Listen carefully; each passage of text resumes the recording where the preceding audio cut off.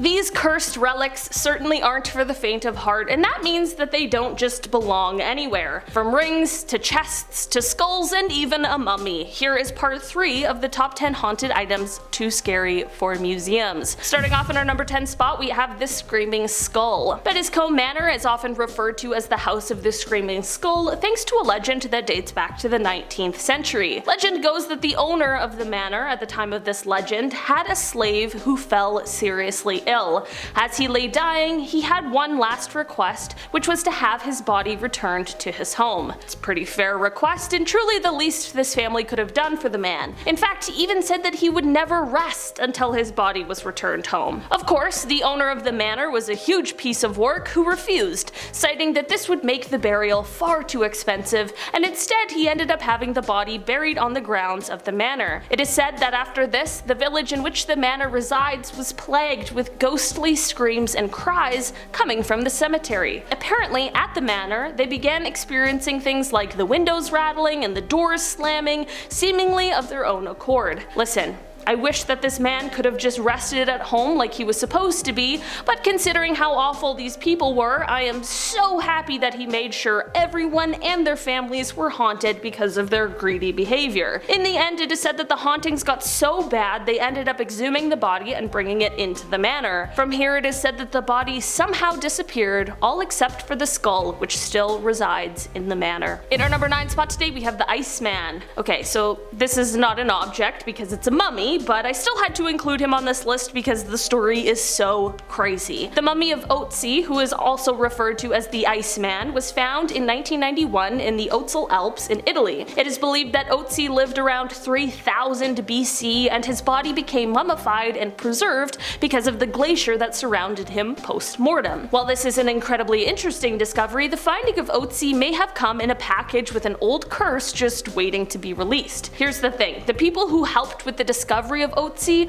are all dying under mysterious circumstances. I mean, we are currently at person number 7 within 1 year, so that's very suspicious. When molecular archaeologist Tom Loy was writing a book about Otzi, he passed away from a blood-related condition that he was diagnosed with shortly after becoming involved with the Iceman. The German tourist Helmut Simon, who discovered the mummy, felt his death while hiking in the same spot he saw Otzi. Dieter Warnick, who was the head of the mountain rescue team that was assigned to finding the mummy, died of a heart attack at just age 45, just an hour after Simon's funeral. To avoid this becoming an hour-long list, I'll stop here, but that is just half of those who seemingly fell victim to the curse of the Iceman. I don't know, maybe disturbing a man who's been in the same spot for 53 centuries wasn't the best idea anyone has ever had. In our number 8 spot today, we have the Atlantis Ring. The Atlantis Ring was originally made of clay and it was found in 1860 in the Valley of the Kings in a tomb of an Egyptian high priest. It was then passed on to Howard Carter, who kept it until he passed away in 1939. The ring was believed to be at least 5,000 years old and it had geometric symbols carved into it that were unlike anything known in Egypt. Here's where the story gets a little weirder though.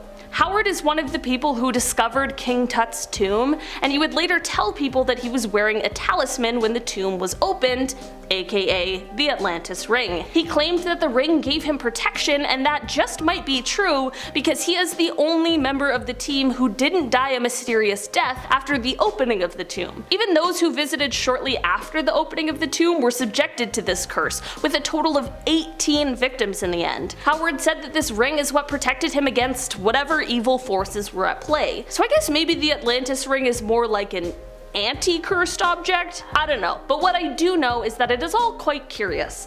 There are now replicas that are sold, but I'm sure none hold the power of the real deal. In our number 7 spot today, we have the Basano Vase. The Basano Vase was cast from silver in the 15th century and was apparently a wedding present for a bride who lived in a small village in Napoli. On the wedding night, however, the bride was found dying on the floor with her hands wrapped around the vase. With her last breaths, she vowed to have her revenge, and at this point point it became unclear whether the vase was already cursed, or perhaps if this may be what caused the curse in the first place. As time went on, the vase was handed from person to person within her family, and with each new owner came a mysterious death. Because of this, the family decided to hide the vase away in some sort of secret location, and this worked for a while until the vase was unearthed once more in 1988. The vase also contained a piece of paper from the family that warned, "Beware, this vase brings death." Well, of course, whoever found this vase did not listen, and instead they sold the vase once again. The first buyer, who is said to have been a pharmacist, owned the vase for 3 months before passing away under mysterious circumstances. Then there was the 37-year-old surgeon who died after having the vase for 2 months. After this was the archaeologist who only made it 3 months with this vase in his possession,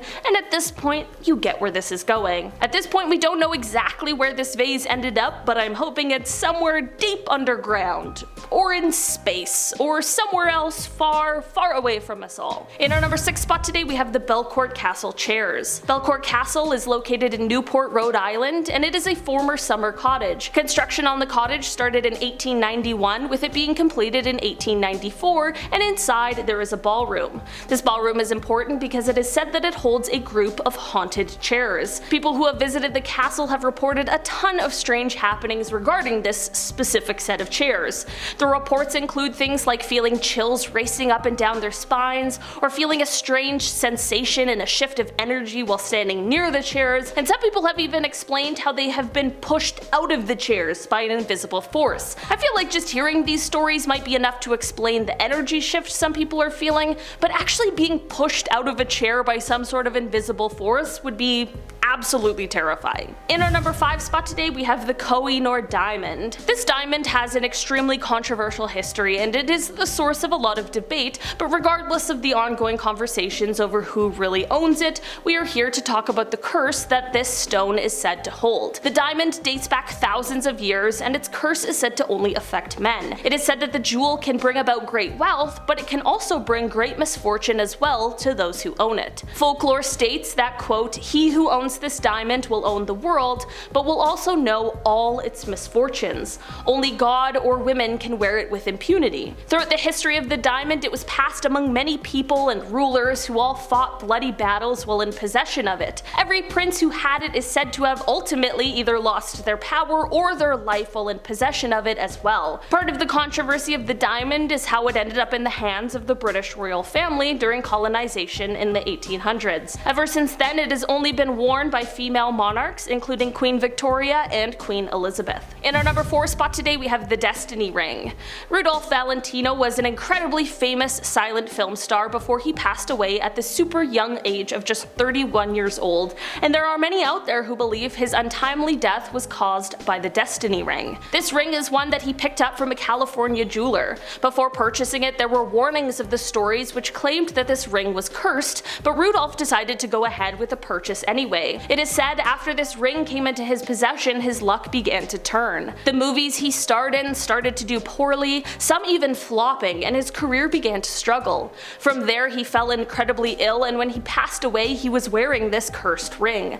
From there, after his death, his lover ended up receiving the ring, but once it was in her possession, she too fell extremely ill, and she decided to give the ring away. All the owners after that were reported to have died in strange ways or under mysterious circumstances, which has led to the ring now being placed in a bank vault, all locked up so that it hopefully can never cause harm to anyone again. In our number 3 spot today, we have the Orphan story. This is a book that was originally written in the early 1600s, but it didn't end up getting published until 2018.